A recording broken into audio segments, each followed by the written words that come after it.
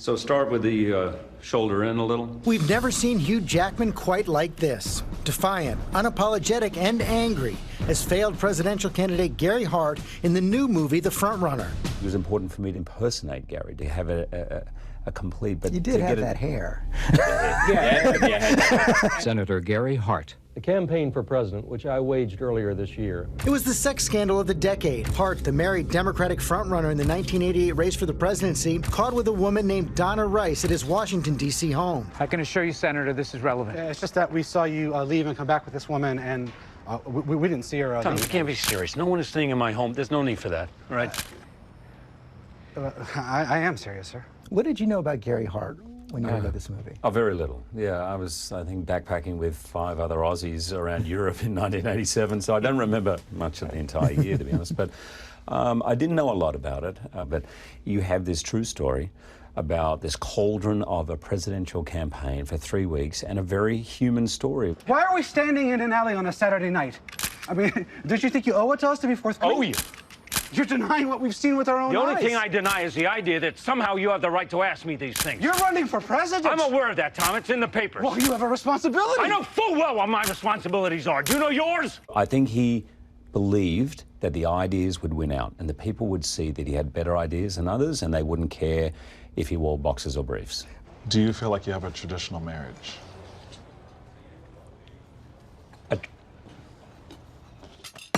Yeah, no, that's it. You know, you want to know what I'm doing in my spare time, AJ? Is that it?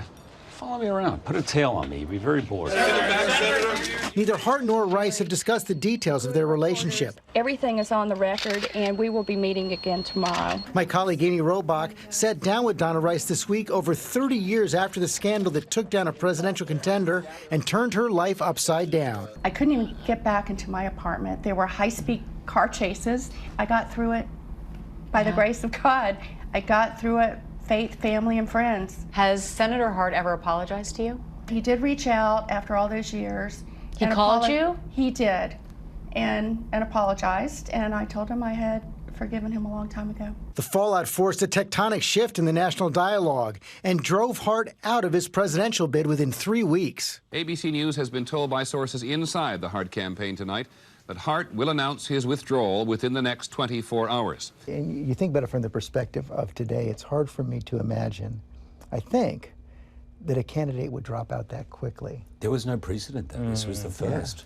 It's like a thriller. This is happening in a week. He's in an alleyway with, at 2 o'clock in the morning, this is the next president of the United States, probably, with 3 reporters from the Miami Herald, no one knowing what the hell to do. It's just unimaginable.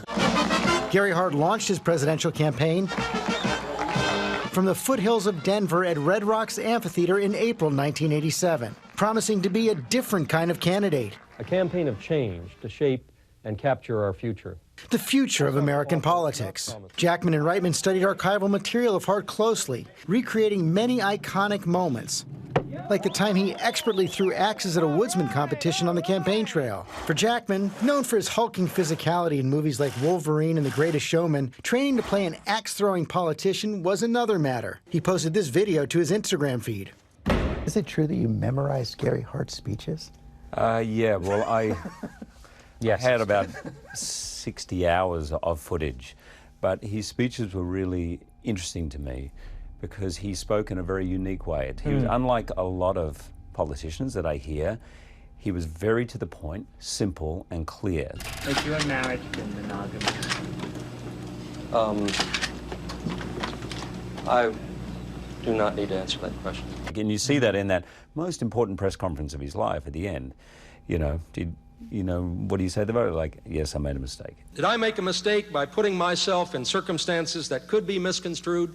Of course I did. When Gary watched the film, the first question he asked me was, do I really talk like that? And his wife, Lee, said, yes, darling, that's exactly how you speak. Hart and his wife, Lee, weathered the 1988 storm. They're still married today, but the movie explores some of their more difficult times.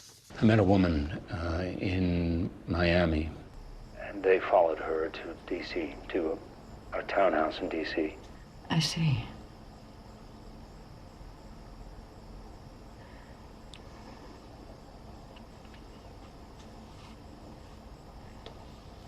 So sorry.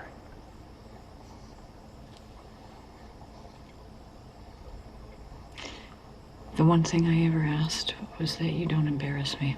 One of the most powerful scenes in the movie. Yeah, it's You beautiful. promised you wouldn't embarrass me. Right. And he also was protective of the system, the political system, and didn't want to be part of what he thought might be degrading the sanctity of the process. Gary Hart had a very strong sense of what he thought was relevant and what he thought was irrelevant. And that's the question that the movie is asking the audience. What matters? They can write all this crap all they want. They will not earn the dignity of my response. A shocked Hart spends much of the film struggling to keep his personal life from derailing his political campaign. Not sleaze, and I care about the sanctity of this process, whether you do or do not. I identify with the staffer's point of view. You have a responsibility to them as well. I always assumed from an outsider's point, particularly from Australia, American policies, look at the conventions, it looks so slick, there's money, you think that there's millions of people, that everything is fine-tuned. When you realise from the inside is how many real-time decisions are being made on the fly, there are just, and now, as you say, that must be changing 50 times a day. Hugh Jackman has played all kinds of characters. Playing a living person proved to be a different kind of challenge. Can you summarize what you think he thought about the film? I think that he felt as though we had empathy for him, and we wanted to understand him.